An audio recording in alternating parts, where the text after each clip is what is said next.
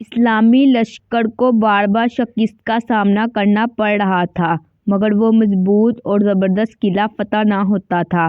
نبی صلی اللہ علیہ وسلم نے حضرت عامر کو لشکر کا امیر بنایا اور حملے کے لیے بھیجا، لیکن وہ بھی شہید ہو گئے۔ پھر حضرت عمر فاروق رضی اللہ عنہ کو امیر لشکر بنایا اور قلعہ کی طرف روانہ کیا، لیکن وہ بھی ناکام لوٹے اور سپاہیوں میں یہودیوں کے جنگجو اور سپاہیوں کا خوف بیٹھ گیا۔ رسول اللہ صلی اللہ علیہ وسلم کے سر میں درد اٹھا اور آپ آرام کرنے چلے گئے۔ رات میں جب حالت بہتر ہوئی تو آپ نے پوچھا کہ دن میں کیا ہوا، لہٰذا صحابہ نے آپ کو سارا حال سنایا۔ اس پر نبی صلی اللہ علیہ وسلم نے فرمایا، کل میں علم اس کو دوں گا جو اللہ اور اس کے رسول سے محبت کرتا ہے اور اللہ اور رسول بھی اس سے محبت کرتے ہیں۔ وہ قرار ہے اور میدان سے فرار نہ ہوگا اور اس وقت تک واپس نہ آئے گا جب تک اللہ اس کے ذریعے خیبر فتح نہ کروا دے۔ راوی کہتے ہیں اس رات کسی کو نیند نہ آئی اور سب اضطراب میں تھے۔ صبح ہوتے ہی تمام لوگ نبی کے پاس آ گئے۔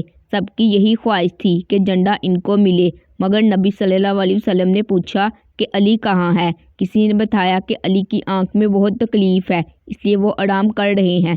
نبی صلی اللہ علیہ وسلم نے حکم دیا انہیں بلاؤ، لہٰذا حضرت علی تشریف لائے اور آپ صلی اللہ علیہ وسلم نے اپنا لعاب دہن حضرت علی کی آنکھ پر لگایا، آپ کے حق میں دعا کی اور دعا کرتے ہی وہ ایسے شفا یاب ہو گئے گویا ان کو کبھی کوئی تکلیف ہی نہ تھی۔ آپ صلی اللہ علیہ وسلم نے علم کو مولا علی علیہ السلام کے ہاتھ میں دیا، نصیحت کرتے ہوئے فرمایا، اے علی، پہلے ان سے نرمی سے بات کرنا اور انہیں اسلام کی دعوت دینا۔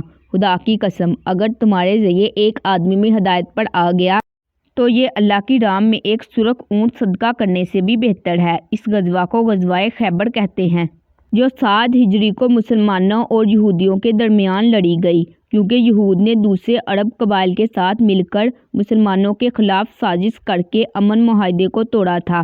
خیبر یہودیوں کا مرکز تھا جو مدینہ سے 150 کلومیٹر شمال میں واقع تھا۔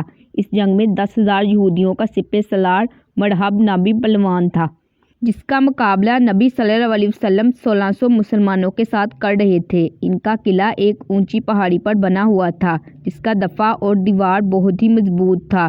نبی صلی اللہ علیہ وسلم نے خیبر سے قبل ہی اس علاقے کے 5 یہودی قلعے کو فتح کر لیا تھا، لیکن خیبر کا محاصرہ کئی دنوں تک کرنے کے باوجود مسلمان اسے فتح کرنے میں ناکام ہو رہے تھے۔ جب مولا علی علیہ السلام لشکر سمیت قلعہ خیبر کے دروازے تک پہنچے تو یہودیوں کی طرف سے مرحب رجس پڑتا ہوا باہر آیا، تو مسلمانوں کے لشکر کی طرف سے مولا علی تشریف لے گئے اور آپ نے بھی یوں رجس پڑھا کہ میں وہ ہوں جس کی ماں نے اس کا نام حیدر یعنی شیر رکھا۔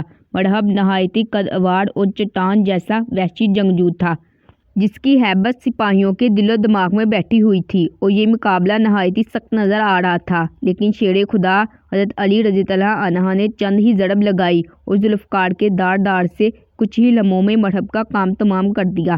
پلک جھپکتے ہی لوگوں نے دیکھا کہ مرحب زمین پر گرا پڑا ہوا ہے۔ ایسی کاڑی وار تھی کہ وہ واصل جہنم ہو گیا اور اسلامی لشکر نعروں سے گونج اٹھی، لہٰذا یہودی لشکر مسلمانوں پر ٹوٹ پڑے اور گھمسان لڑائی شروع ہو گئی، جس میں مولائے کائنات علی ابن ابی طالب کی بہادری اور جرأت مندانہ لڑائی اپنی مثال آپ ہے۔ کچھ ہی دیر میں نبی کریم صلی اللہ علیہ وسلم اپنے ساتھیوں سمیت تشریف لے آئے۔ تب جنگ عروج پر تھی۔ ایک یہودی نے قلعے کے دروازے کے پاس ہی حضرت علی پر وار کیا۔ حضرت علی کی ڈال گر گئی تھی، لہٰذا آپ نے اپنے زوردار بازو سے قلعے کے ایک دروازے کو ہی اکھاڑ دیا اور اسے اپنی ڈال بنا کر لڑنے لگے، یہاں تک کہ قلعہ آپ کے ہاتھوں سے فتح ہوا، اور روایتوں کے مطابق بعد میں 70 لوگوں نے مل کر اس دروازے کو اٹھایا تھا۔ اس دروازے کا وزن 100 من لکھا ہے۔ اس فتح کی وجہ سے آپ کو فاتح خیبر بھی کہا جانے لگا۔